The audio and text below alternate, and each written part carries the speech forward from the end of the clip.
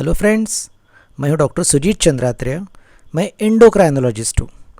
Endocrinologist diabetes, thyroid, obesity और बाकी hormone विकारों के उपचार करते हैं।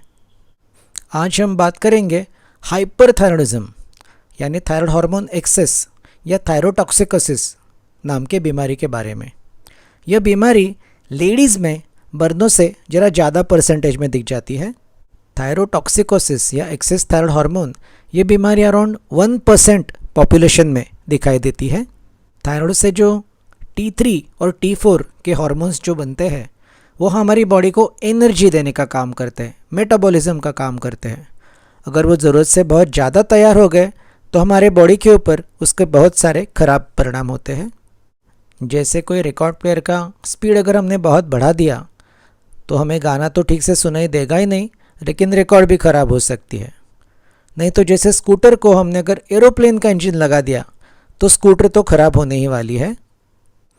थायरोटॉक्सिकोसिस में हो सकता है कि पूरी की पूरी थायराइड की ग्रंथि ज़्यादा हार्मोन बनाती हो, या फिर थायराइड का एक छोटा सा हिस्सा, कोई नोड्यूल ज़्यादा हार्मोन बनाता हो। तो क्या लक्षण होते हैं इस बीमारी के? T3 T4 के बढ़ने के कारण हमारे सारे अंग, सारे ऑर्गन बहुत जल्दी फास्ट काम करने लगते हैं। हार्ट का रेट बहुत बढ़ जाता है, हमें धड़धड़ होने लगती है। हमारी आंतें, इंटेस्टाइन्स जल्दी आगे फूड को धकेलती है, तो किसी को डायरिया भी हो सकता है।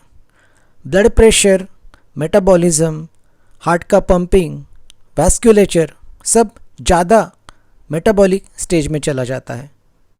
ज़्यादा मेटाबॉलिज्म के कारण बहुत हीट लगना, गर्म होना, ज़्यादा पसीना आ जाना, उसी के कारण वेट लॉस होना, जल्दी थक जाना, ये लक्षण हमें काफ़ी हद तक दिख जाते हैं। कुछ लोगों को बहुत ज़्यादा टेंशन आना, अच्छी और गहरी नींद ना आना, पैर के मसल वीक होने के कारण नीचे बैठ के उठने में दिक्कत होना, ऐसे भी लक्षण आ सकते हैं। इसके एक टाइप में कुछ लोगों की आंखें बड़ी और थोड़ी बाहर आई हुई ऐसे दिख जाती है। लोगों को लगता है कि वो बहुत गुस्सा करके हमारी तरफ देख रहे हैं। उसे प्रोप्टोसिस या एक्सोप्थैल्मोस ऐसा साइंटिफिक नाम दिया गया है। कई लोगों के हाथ पैर में कपकपी होने लगती है, ट्रेमर्स आने लगते हैं। हमने वेट लॉस के बारे में बोला था। इस बीमारी में भूख अच्छी खासी लगने के बावजूद, खाने का क्वांटिटी ठीक होने के बावजूद लोगों का वेट कई बार कम हो जाता है। कुछ लोगों का स्किन कलर थोड़ा डार्क हो जाता है। कुछ लोगों को काफ़ी हेयर लॉस होता है, उनके बाल झड़ना चालू हो जाता है। तो कोई लोग सिर्फ थोड़ा सा गले के ऊपर सूजन आ रही है ये दिखाने के लिए डॉक्टर के पास चले जाते हैं। इस बीमारी में हड्डी कमज़ोर होना और मांसपेशी कमज़ोर होना काफ़ी कॉमन है, और उसके कारण भी कई लोगों को कई सारे लक्षण आ सकते हैं। जैसे मसल बल कम हो जाना, कई बार पेशेंट नोटिस कर जाते हैं। कुछ पीठ में दर्द होना, हाथ पैर में दर्द होना, हड्डी में दर्द होना काफ़ी कॉमन सा देखा जाता है। थायरोटॉक्सिकोसिस के कई पेशेंट्स में कई बार मानसिक लक्षण भी दिख जाते हैं, जैसे छोटी छोटी बातों का टेंशन आ जाना, छोटी बातों से पसीना छूट जाना, नींद ठीक से ना आना, कई बार टेंशन आ जाना, और कई बार फ्रैंक डिप्रेशन आ जाना। कहीं नई जगह पर जाना है, कई नए लोग आ गए तो उसका बहुत ज़्यादा टेंशन ले लेना, ये लक्षण भी इस बीमारी में कई बार दिख जाते हैं। कुछ लोगों को खुद ब खुद कुछ सिम्टम या साइन समझता नहीं है, लेकिन आजू बाजू के लोग उन्हें कुछ क्वेश्चंस पूछते हैं कि भाई तुम्हारे आँखें इतनी बड़ी कैसे हो गई, तुम मेरी तरफ ऐसे गुस्से से क्यों देख रहे हो, तुम्हारा वज़न क्यों कम हो रहा है, तुम बीमार तो नहीं हो, तुम्हारे गले पे सूजन आ गई है, तुम्हें इतना पसीना क्यों आ रहा है, मुझे तो नहीं आ रहा है, कुछ तो भी गड़बड़ है, तुम अपना थायराइड पक्का चेक कर लो। ऐसे भी कई बार रिलेटिव्स या फ्रेंड्स हमें बताते हैं, और कई बार पेशेंट्स फिर डॉक्टर्स के पास चले जाते हैं। इस बीमारी का ट्रीटमेंट एंडोक्राइनोलॉजिस्ट करता है, यानी हार्मोन स्पेशलिस्ट करता है। प्रॉपर फिजिकल एग्जामिनेशन, अच्छा खासा हिस्ट्री और प्रॉपर ब्लड के इन्वेस्टिगेशंस अगर हम करते हैं तो इस बीमारी का डायग्नोसिस हम आसानी से कर पाते हैं। इसके ब्लड रिपोर्ट की बहुत बड़ी खासियत यह है कि इसमें T3 और T4 ये जो दोनों हार्मोन्स होते हैं उनके लेवल बहुत बढ़ जाती है, और TSH नाम के हार्मोन के लेवल बहुत ही कम हो जाती है।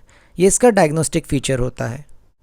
कुछ प्रकार की हार्ट की बीमारी, ब्लड प्रेशर की बीमारी या लीवर की बीमारी में भी थायरोटॉक्सिकोसिस जैसे ही लक्षण कभी कभी दिख जाते हैं, और हमें किसी भी हालत में डायग्नोसिस रॉन्ग करना परवड़ने वाला नहीं होता है। और कई बार यह बीमारी होने के बावजूद इसका डायग्नोसिस नहीं होता है। यह बीमारी अगर हमने ट्रीट नहीं की तो ये जानलेवा भी साबित हो सकती है। तो बहुत ही ज़रूरी है कि एंडोक्राइनोलॉजिस्ट के पास इस बीमारी का ठीक से इलाज करें। अगर हम इस बीमारी के ट्रीटमेंट की बात करें तो ज़्यादातर पेशेंट्स को मेडिकल ट्रीटमेंट से बहुत फ़ायदा हो जाता है। कार्बेमेज़ोल जैसी गोलियां हम शुरुआत में ऐसे पेशेंट्स को शुरू कर देते हैं। शुरुआती डोज पेशेंट्स के लक्षण, ब्लड के रिपोर्ट्स के ऊपर डिपेंडेंट होता है और शुरुआत में कई बार डोज थोड़ा सा ज़्यादा दिया जाता है। जैसे जैसे धीरे धीरे बीमारी कंट्रोल होती जाती है तो हम डोज कम करते जाते हैं। इसे टाइट्रेशन रेजिमेन ऐसा नाम दिया गया है। दवाई देने का और एक तरीका है, उसे ब्लॉक एंड रिप्लेसमेंट रेजिमेन बोलते हैं। जहाँ पेशेंट को डॉक्टर के पास काफ़ी फ्रीक्वेंटली जाना पॉसिबल नहीं होता है, उन्हें हम ब्लॉक एंड रिप्लेसमेंट थेरेपी का रेजिमेन चूज़ करते हैं। अगर हमने ट्रीटमेंट बराबर से दिया है तो 1-2 हफ्ते के अंदर ही पेशेंट का धड़धड़ होना, थरथर होना, पसीना आ जाना काफ़ी हद तक कम हो जाता है। बराबर ट्रीटमेंट से 1-2 महीने के अंदर पेशेंट ऑलमोस्ट नॉर्मल फील करने लगता है। एक छोटे परसेंटेज ऑफ पेशेंट्स को एक तो गोलियों की एलर्जी होती है या उनके लिए गोलियां काफ़ी नहीं होती है। कुछ लोग जिन्हें गोलियां लेने के बावजूद बीमारी ठीक नहीं होती है, या फिर एल्डरली लोगों में, या फिर टॉक्सिक मल्टीनोड्यूलर गॉइटर जैसे बीमारियों में हम रेडियोएक्टिव आयोडीन नाम की थेरेपी इस पेशेंट्स में यूज़ करते हैं। Radioactive iodine solitary thyroid nodule जैसे बीमारियों में भी दिया जाता है। यह रेडियोएक्टिव आयोडीन लिक्विड स्वरूप में या फिर कैप्सूल के स्वरूप में मुंह के द्वारा हम देते हैं और वो थायराइड की ग्रंथि में कॉन्सेंट्रेट होता है और आजू बाजू की पेशियों को डिस्ट्रॉय कर देता है और इसी कारण T3 T4 के लेवल्स बाद में कम हो जाती है। ये जो रेडियोएक्टिव आयोडीन होता है वो बीटा रेडिएशन एमिट करता है। ओवर टाइम पूरे थायराइड का काम भी ओवरऑल कम हो सकता है।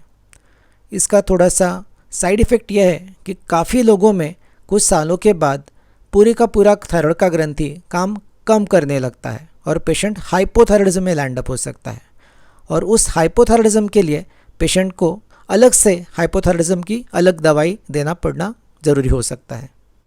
पुराने ज़माने में जब मेडिसिन की थेरेपी और रेडियोएक्टिव आयोडीन थेरेपी ठीक से डेवलप नहीं हुई थी तो कई सारे पेशेंट्स को सर्जरी करना ज़रूरी होता था।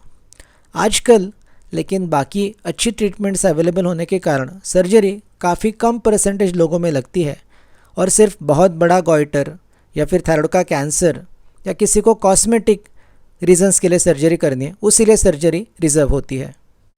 अगर बहुत बड़ा गॉइटर हो जो अपनी सांस की नली और अन्न की नली का इनके ऊपर प्रेशर देती हो, यानी ट्रैकिया और इसोफिगस पे प्रेशर देती हो, तो उसे भी हमें सर्जरी से निकालना पड़ता है।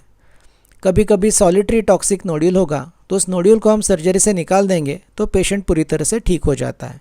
तो ऐसे पेशेंट्स में भी हम सर्जरी प्रेफर करते हैं। काफ़ी सारे पेशेंट्स में इस बीमारी की ट्रीटमेंट थोड़ी लॉन्ग टाइम कंज्यूमिंग हो सकती है।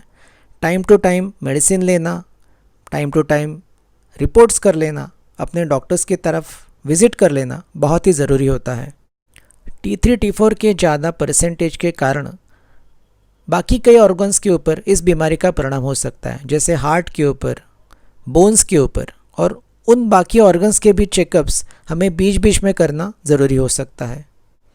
इसका खाने का परहेज़ तो और थोड़ा सा उल्टा लगता है। नॉर्मल पॉपुलेशन को थायराइड का फंक्शन ठीक रखने के लिए आयोडीन की ज़रूरत होती है। इसीलिए हमारे देश में यूनिवर्सल आयोडीनाइजेशन ऑफ सॉल्ट का प्रोग्राम चलता है। हम नमक में आयोडीन मिक्स करते हैं, लेकिन इस बीमारी में आयोडीन हमें जहर जैसा होता है। ज़्यादा आयोडीन अगर पेशेंट ने खा लिया तो उसका T3 T4 लेवल और भी ज़्यादा बढ़ सकता है और शायद उसका बीमारी गोलियों को ठीक से रिस्पॉन्स नहीं देता है। तो इस बीमारी में हम पेशेंट्स को आयोडीन फ्री नमक लेने को बोलते हैं और आयोडीन किसी भी फॉर्म में, जैसे आयोडेक्स लगाना या फिर और कोई एंटीसेप्टिक लगाना, उसमें भी आयोडीन हो सकता है, उसका बॉडी के साथ कांटेक्ट हम टालने को बोलते हैं। इस बीमारी की एक खासियत है कि हमने अगर हाई इंडेक्स ऑफ सस्पिशन रखा, उसका जल्दी डायग्नोसिस करके एंडोक्राइनोलॉजिस्ट के बराबर से ट्रीटमेंट ली, टाइम टू टाइम डॉक्टर के पास विजिट करके टेस्ट्स करके बराबर से ट्रीटमेंट किया और बीमारी को टाइम टू टाइम टेस्ट करके मॉनिटर किया, तो 95% ऑफ पेशेंट्स एकदम स्वस्थ हो जाते हैं, ठीक से अपना जीवन बराबर से जी सकते हैं। लेकिन अगर ट्रीटमेंट ठीक से नहीं लिया गया तो ये बीमारी जानलेवा भी हो सकता है। इनफैक्ट थायरोटॉक्सिकोसिस के एक प्रकार को ग्रेव्स डिसीज़ नाम दिया गया है, और हम पेशेंट को वही बोलते हैं कि भाई ग्रेव का नाम आता है तब ये बीमारी जानलेवा भी हो सकती है, ये भी आप थोड़ा सा याद रखिए। तो फ्रेंड्स, आज हमने बात की थायरोटॉक्सिकोसिस या हाइपरथायरॉयडिज्म के बारे में। हमें आशा है कि इस बीमारी की जानकारी आपको काफ़ी यूज़फुल साबित होगी। आपको हमारा ये वीडियो कैसा लगा ये ज़रूर कमेंट सेक्शन में हमें लिखकर भेजिए, और ज़रूर लाइक, शेयर और सब्सक्राइब कर दीजिए। बहुत बहुत धन्यवाद।